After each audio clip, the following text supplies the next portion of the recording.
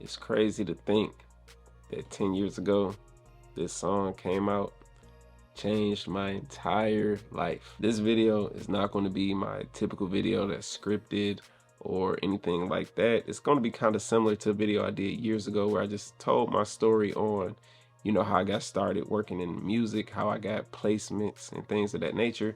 But with this one, I'm really just solely focusing on one song and what came from that one song. And then I'm going to give one piece of advice for anybody that's interested in trying to get placements or even get started with music, or it really could apply to anything for real. So that's gonna be the last thing I do. The song I'm referring to at this moment is Dej Loaf's Try Me. If you haven't heard it, it's up on my channel.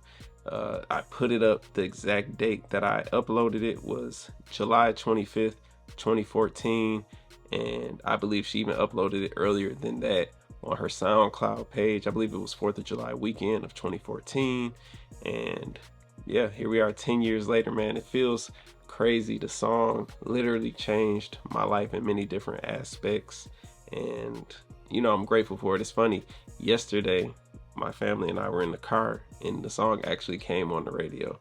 Now, I don't really listen to the radio much, but it was just funny to me, the fact that I was able to capture that song being on the radio 10 years later. It's crazy to me. But anyway, if you aren't familiar with my story, I'm a music producer, worked with Dej Loaf, made Try Me, which was her breakout single hit song. The video is up on my channel. According to Muso.ai right now, Try Me is at 122 million streams, and that is in between Spotify, YouTube, and SoundCloud. For whatever reason, it does not include Apple Music. Maybe in the future they will, but till then, that's what it's at right now. Overall, I have personally 473 million streams. Again, according to this app, it doesn't include Apple Music. So if it include Apple Music, I'm sure it'll be a little bit higher or significantly higher. I don't know. But the point is that one song changed everything. It made it to where I didn't have to work a typical 9 to 5 or anything like that. You can go back and watch the story leading up to that. I'll put the link in the description. I made it years ago, so be kind if you watch it. Don't judge too harsh. It was when I was first getting started with the content stuff. Making that song came about just because there was an artist that I wanted to work with, and I heard her music and I sent her beats. It wasn't for money, it wasn't for anything like that. I just genuinely wanted to hear her on my beats. It wasn't nothing where I wanted to get a 25, 30, 40, 50, $60 lease out of the deal or anything like that. I just wanted to create good music with people who I actually listen to. So when I heard her music, I wanted to collaborate with her, found a way to reach out to her, and built up from there. Sent her tons of beats over the years, and even before this song got going, I'm sure I sent her well over 100, maybe 200 beats before this one really came out and became what it became. So fast forward to now, the song is RIAA certified gold. Last I heard, it was close to going platinum. Not really sure what took place with that, but outside of that, it went #1 on Urban Radio. According to Mediabase, I have 2 plaques for this song. I also received 2 awards, 2 BMI awards for this song. I did a video when I went out to the BMI awards. I'll link that in the description too if you want to check that out. And the plaques and the awards are at my mother's house. I don't have them up. I don't use them in my videos or props or anything like that, but they're just there. Based off of that song, I've been in studios across the country, worked with different people.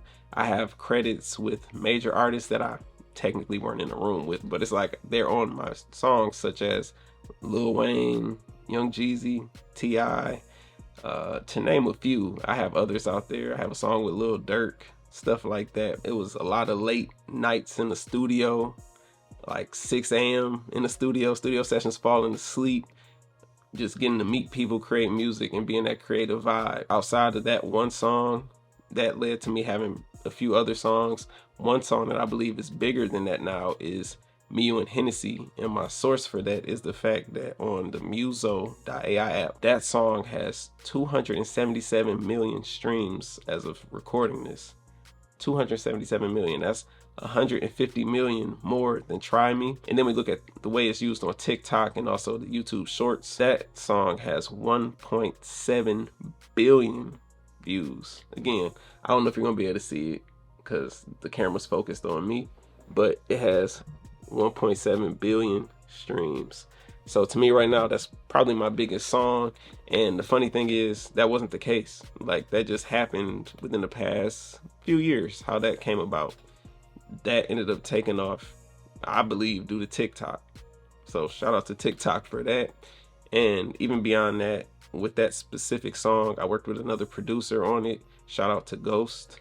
We created the original idea for the song. We went and reworked it. He worked on some things, and then we actually got the vocals of Lil Wayne and Dej Loaf, and we arranged it and went through and took the beat out, all of that stuff. So actually producing the song, I wasn't in the room, but I definitely gave insight when it came to arranging, taking instruments out, and working with another producer who was more skilled at playing instruments, and we worked together to get the track done. Had a deadline, everything had to be done and turned in, and even with that, it was a lot of fun, interesting work. And this wasn't like we were there together. This is all remote. Before, you know, it became a thing to work remote. He lived somewhere else, I lived here, and we was going back and forth, and I believe it was around the holidays, and we hurried up and got that out. So shout out to him, I appreciate you. So based off of that, I was able to work with a decent amount of local artists, some of my favorite artists, and try to build with people. Some stuff went up, some stuff didn't. Some stuff is just sitting, but it's all practice. And this goes into my advice for some of you guys that want to get to working on these bigger levels, you know, working with the top artists and things of that nature. You should work with people that's around you, because you never know who's going to blow up. And I'm not saying that like promising anybody's gonna blow up, but when you're working on music, it's like you're practicing and you're working with these younger or up and coming people. Shouldn't necessarily say younger, but less known people. And you work with somebody that's hungry, somebody that's consistent. You could build something, and then when they take off, you guys have a relationship and have crafted a sound together where you can continue to work with them for years and years and years. And then who knows what comes from that.